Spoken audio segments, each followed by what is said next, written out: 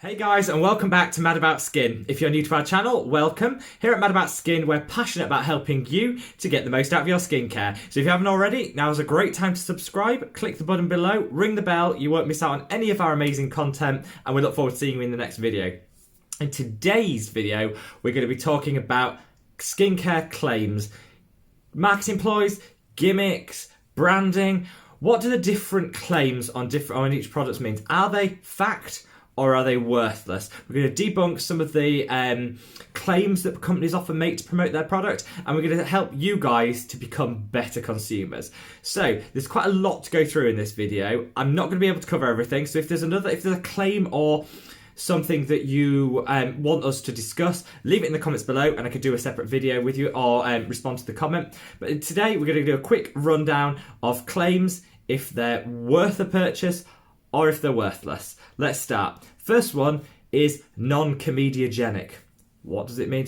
This one is a good one. So this one is a fact and something you should look out for on your products. Non-comedogenic means it won't clog the skin. It will be dermatologically proven to not clog the skin. So if you see that on a product and you've got acneic or breakout prone skin, it's a fantastic addition.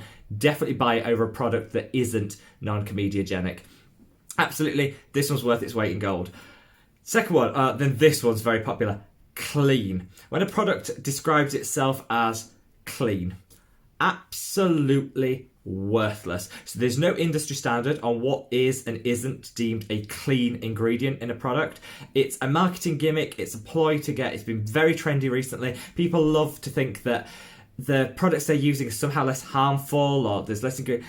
It's absolutely rubbish. There is no standard. It is meaningless. So if you see a product that has clean on it, avoid it, because actually you're probably paying more for the product. You actually don't know what makes it cleaner than any other product, and they're just not worth the investment. It's a misleading marketing gimmick and just not worth it. So ditch it. I'm a huge believer in removing unnecessary fragrances, unnecessary colorants, damaging ingredients, drying ingredients. I don't think we should have any of these things in our skincare, and I'm fully behind the people that want to go for a more clean skincare approach. However, the industry is just not geared up for that. If you see clean on something, it is not a guarantee that none of those things are in the product. It is just a misleading marketing gimmick, so avoid it, because if you buy these products, you're just feeding into this industry narrative that you can stick clean on something and it sells.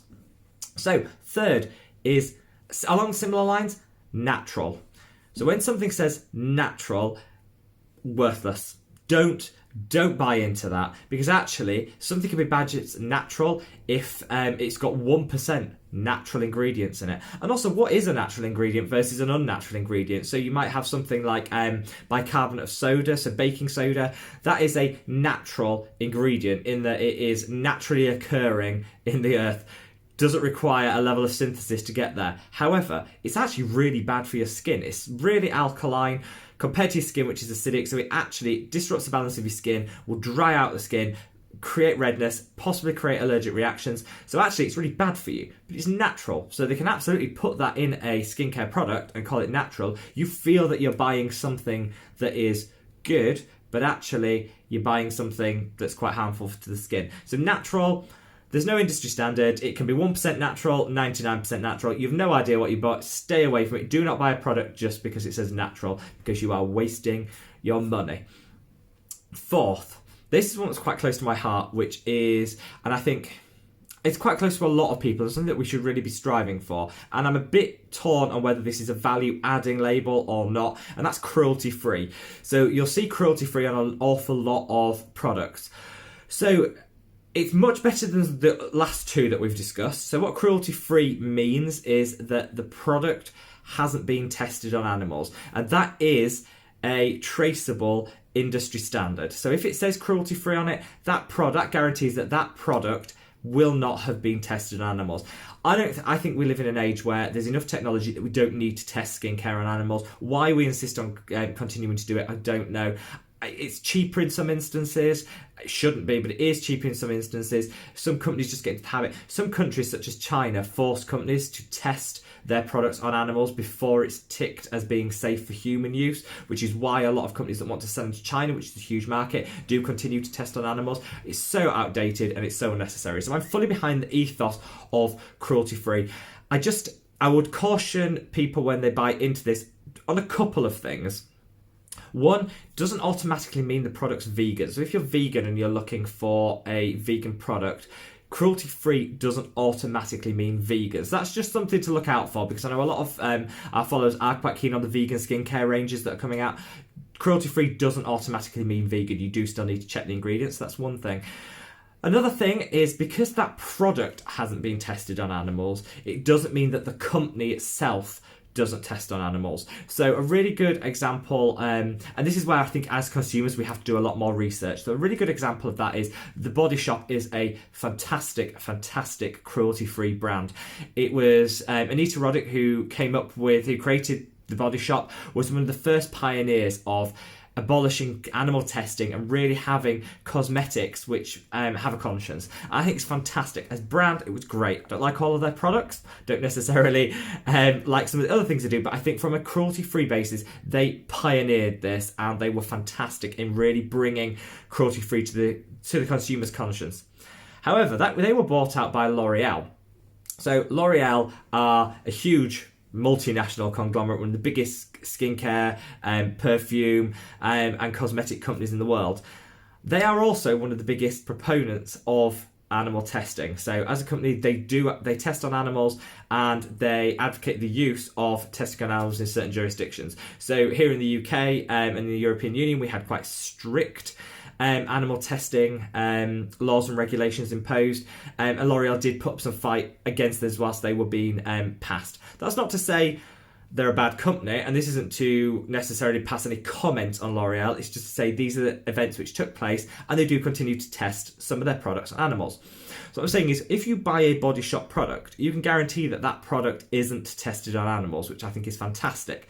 However, as part of a large corporation which does continue animal testing in certain jurisdictions, you're in a way funding that. So this is why I think it becomes ethically very difficult and a difficult decision that you need to make as a consumer. So I'm not saying anything against the Body Shop, but I think there are wider considerations. So in terms of cruelty-free as a label, I like it. It informs my decisions, and I certainly would choose a cruelty-free product over a product which is tested on animals if they do like for like the same thing.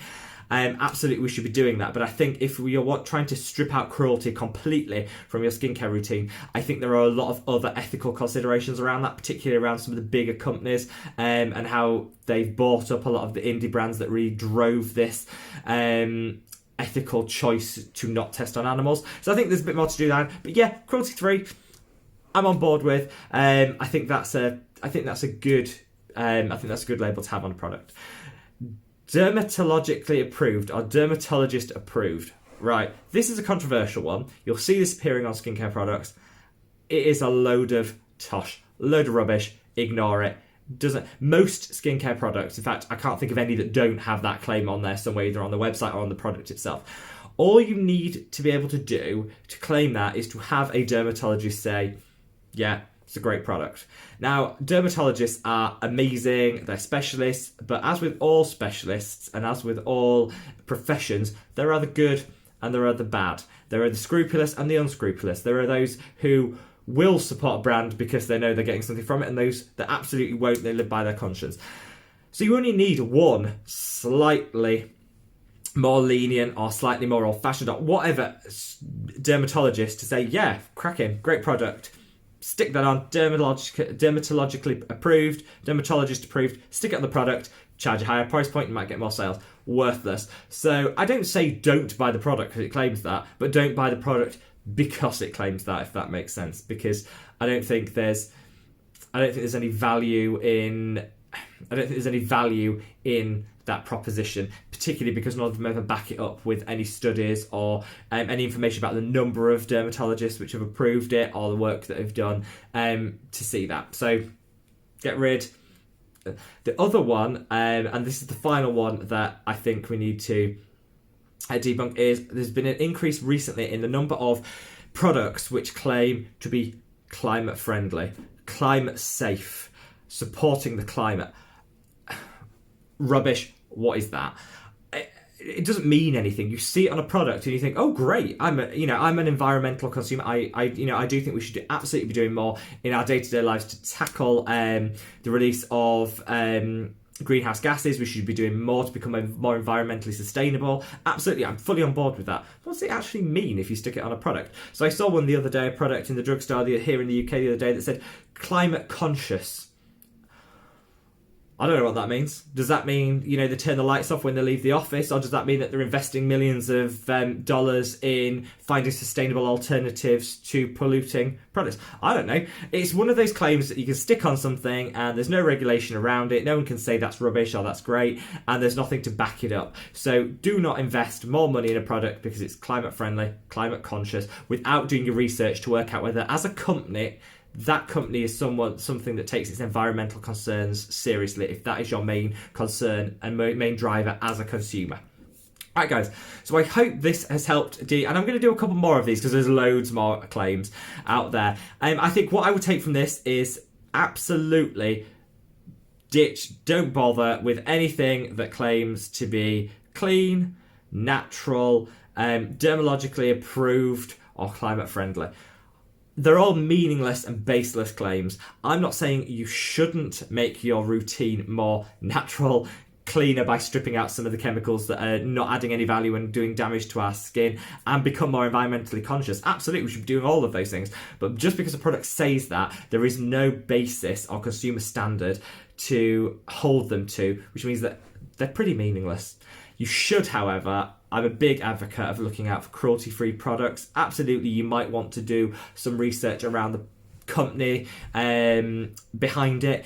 But if it has the cruelty-free logo, you can guarantee that that product will not have been tested on animals. And I think there's definitely something we should be looking to do more of in 2020. We should be looking to strip out some of that cruelty from our skincare. Why should our skin benefit from the harm and damage and emotional distress of animals? It just shouldn't. It should be something we're doing. So you can actually absolutely rely on that. And something being declared as non-comedogenic absolutely does have a standard, and that is something that can be tested and verified, so will not clog your skin. So again, it's a really good label to look out for when you're looking at your skincare products. Right guys, well I hope you found this interesting. Let me know in the comments if there's any other outrageous claims that you want me to either say yeah, it's good, or debunk. Let me know below. Love to hear what your thoughts are on it guys, and I'll see you in the next video. Take care, bye.